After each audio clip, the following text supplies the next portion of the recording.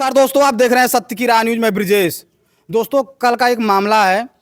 एक जिनका नाम है रत्नेश तिवारी मोनू, जो पंडित जी हैं और वो गाड़ी चलाते थे अपनी, और उनके एक बगल के चाचा हैं और उनके चाचा के जो दामाद हैं, और परिवार वालों का आरोप है कि उन लोगों ने उनको मार करके उनकी हत्या कर दी। आइए उनके जो भाई हैं रत्नेश तिवारी मोनू के, उनसे बात करते हैं और पूरी जानकारी लेते हैं।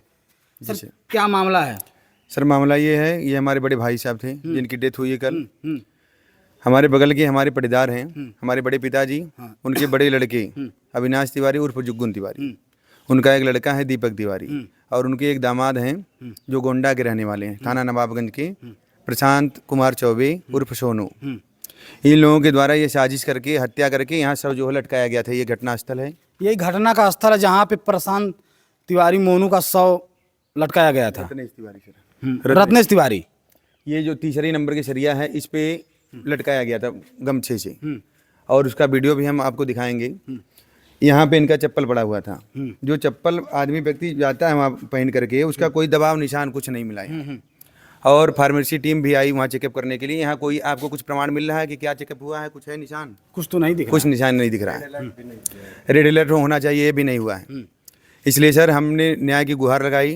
वहाँ प्रशासन हमसे बार बार यही कह रही थी तहरीर में कि आप सुसाइड लिखवाइए। प्रशासन दबाव बना रही थी, आप बना रही थी। जी जी बिल्कुल। तो हमने कहा सर सुसाइड का वहाँ कोई चांस है नहीं दिख रहा है, न कोई कारण दिख रहा है परिवार में। हंसता खेसता हमारा परिवार, सुसाइड का कोई नौबत नहीं है। ये सोची समझी साजिश की गई है जो हमारे पटीदार के द्वारा, और उनके रिश्तेदार जो उनके दामाद हैं गोंडा के रहने वाले सोनू, प्रशांत चौबे और उनका लड़का दीपक तिवारी, ये लोग मिलजुल कर, कुछ अन्य लोग भी साथ में रहे सहभागिता में, जो कि स्कूल के जो सामना जो फ्रंट है इस पे बाउंड्री कराई गई है। सामने गेट लगा हुआ है, ये गेट बंद रहता है, और पीछे से कोई न बाउंड्री है न कुछ है। पीछे से कोई व्यक्ति आ जाए अंदर, जब चाहे तब आ जाए। यहाँ कोई भी अप्रिय घटना कब भी घट जाएगी, बाहर वालों को कुछ पता नहीं चलता। सर, ये हमारे बड़े भाई घर से तकरीबन 5 बजे सुबह निकल करके, बगल में हमारा मतलब मकान बन रहा है, वो ट्रक चलाते थे, ट्रक भी यहीं खड़ी होती थी। तो सुबह निकल करके यहाँ शौच आदि करने के लिए आते थे। आकर के 1 घंटे बाद घर वापस पहुँचते थे। तो रोज़ की भांति वह 5 बजे निकल करके घर से यहाँ आए। हमारे पिताजी यहाँ पहले से मौजूद थे, लेकिन वह पिताजी के पास पहुँच नहीं पाए। बीच में ही उनको जो है ये सोची समझी साजिश करने वाले लोग पकड़ करके अंदर ले आ करके उनके साथ हत्या का मैंने वो प्रमाण दिया। देने के बाद ले आ करके यहाँ जो है टांग दिया।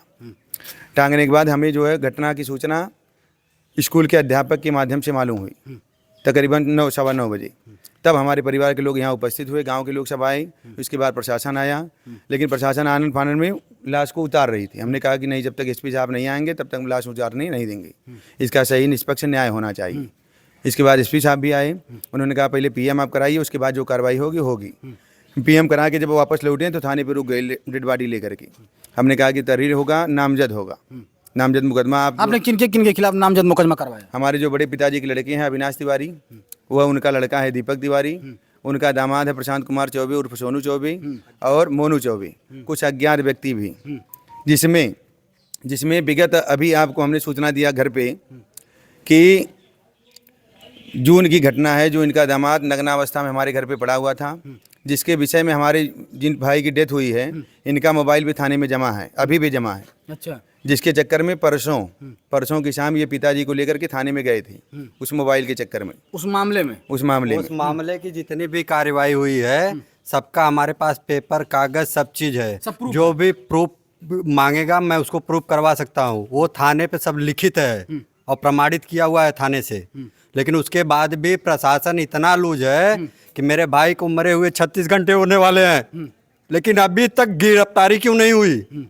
हम लोगों का खाली एक ही मांग है, गिरफ्तारी, और जितने जल्दी से जल्दी हो सके गिरफ्तारी करो। इनको प्रशासन के लोगों ने आपको फांसी की सजा दिलवाई जाए। और बुलडोजर बाबा का जो एक्शन है, बुलडोजर बाबा से भी एक गुहार है कि वो बुलडोजर चलवा के इसका मकान ढवाया जाए तुरंत, ऑन द स्पॉट।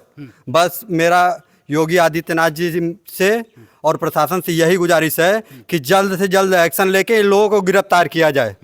अगर निष्पक्ष जांच भी होनी चाहिए, अगर दोषी हैं तो उन्हें दंड जरूर मिलना चाहिए। और वो दोषी हैं, ये हत्या की गई है, ये हत्या की गई है, इसको खाली आत्महत्या का रूप दिया गया है। कि ये आत्महत्या किए हैं। ये आत्महत्या नहीं, ये हत्या है सीधा सीधा। ये मामला 2 महीने से चल रहा था। हम लोग सोचे कि जो शासन प्रशासन करेगा, हम लोग प्रशासन तौर से जो नियम कानून है, जो संविधान है, हम लोग उसके रास्ते पर चलेंगे। लेकिन ऐसा कुछ भी नहीं है। यहाँ का शासन प्रशासन इतना लूज है कि अगर आज लूज नहीं होता, ये इतना दिन से प्रकरण चल रहा है, इतनी बड़ी घटना नहीं घटती। 4-5 बार एप्लीकेशन, दरखास्त, रिक्वायरमेंट जो भी था सब चीज दिया गया है। उसके बाद आज हमारे भाई की हत्या भी हो गई। अब इससे बड़ा क्या होगा? उनके 3 छोटे छोटे बच्चे हैं, उनका परवरिश कौन करेगा? सही बात है।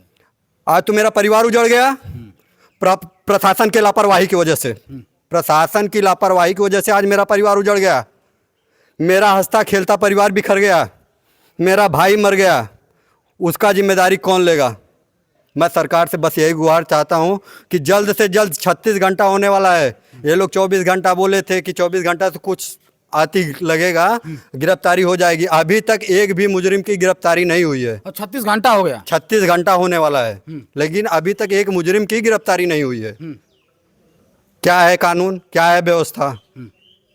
कि मुजरिम सरेआम घूम रहे हैं बाहर, सरेआम बिंदास होके घूम रहे हैं, लेकिन शासन प्रशासन का कोई भी प्रभाव पड़ने वाला नहीं है।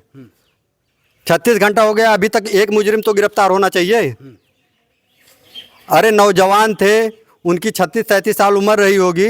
अभी उस उम्र का किसी का लड़का या शासन प्रशासन का ही किसी का लड़का मर जाए तो देखिए दुख क्या होता है, जो कि आज मेरे परिवार पे बीत रही है। माँ अलग बिलख रही है, बाबूजी अलग बिलख रहे हैं। हम लोग नौकरी धंधा रोजी रोजगार छोड़कर भाग के आ गए हैं। अब छोटे छोटे बच्चे हैं, उनको कौन संभालेगा? सही बात है जी सर। तो यही है। अब बिल्कुल। क्या लग रहा है प्रशासन आपके साथ? प्रशासन अभी तो कोई एक्शन नहीं ले रही सर। जी। अगर न्याय नहीं मिलेगा तो आप कहाँ तक जाएंगे और क्या मुख्यमंत्री जी किसी गुहार लगाएंगे सर न्याय के लिए। जहाँ तक बनेगा सर, हमें न्याय चाहिए, हमारे परिवार को न्याय चाहिए। उन लोगों को जितना कठोर से कठोर सजा हो वो सजा चाहिए। उनका घर ढवाया जाए, उनको गिरफ्तार किया जाए और हमारे परिवार की ताकि आगे और कोई घटना ना घट सके। जी जी बिल्कुल। सभी लोग डर के मारे पड़े हुए हैं। हमारे घर पे भी अभी वहाँ तैनात की गई थी पुलिस, जो कि हमने आपको बताया कि सुबह 7 बजे गए हैं और बोले कि अभी आधे घंटे से आ रहे हैं और 12 बजे तक नहीं आए। घटना स्थल पे लोग मौजूद हैं, लेकिन घर पे कोई नहीं था। तो इसकी कोई बात नहीं, लेकिन हमारे साथ न्याय होना चाहिए सर। जी बिल्कुल सर। और जिस भाई की हमारी डेथ हुई है, उसी प्रकरण में आज भी उनका एक सेल फोन थाने में जमा है। लमसम 1 महीने से ऊपर हो गया है, ना वो सेल फोन मिला है ना कुछ मिला है। प्रशासन द्वारा जब पूछा जाता है कि सेल फोन कहाँ है, तो बोलते हैं बनारस चेकिंग के लिए गया है, लखनऊ चेकिंग के लिए गया है, हाई कोर्ट में गया है। वही एक नग्न फोटो जो था, जो कि हम लोग अपने बचाव के लिए, अपने सुरक्षा के लिए खींच के रखे थे, कोई घटना ना हो जाए, कोई घटना ना हो जाए। उसी एक फोटो के लिए जो कि हम लोग थाने पे भी खुद से दिखाए कि यही फोटो हम लोग रखे हैं अपने पास में, उसी प्रकरण में वो मोबाइल आज भी थाने में जमा हुआ है।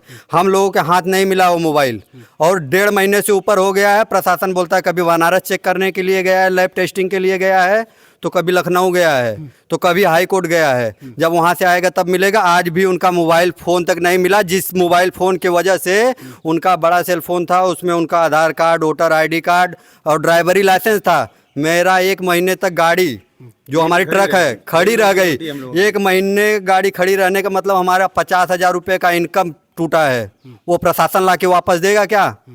और जो घटना ये घटी है इतना बड़ा, इस टाइम तो हमको सख्त ज़रूरत है, लेकिन प्रशासन वहाँ तो मदद नहीं की। वहाँ हमारा रोजी रोटी छीन ली, और यहाँ जो मदद करने लायक है, जो कि कल हमारा अगर छोटा छोटा जो बच्चा है, जो प्रशासन का नियम कानून है उस पर भी एग्री नहीं हो रही है, तो मतलब हम लोग इस देश के नागरिक नहीं है, हम लोगों को कोई सुनने वाला नहीं है, हम लोगों को कोई जानने वाला नहीं है।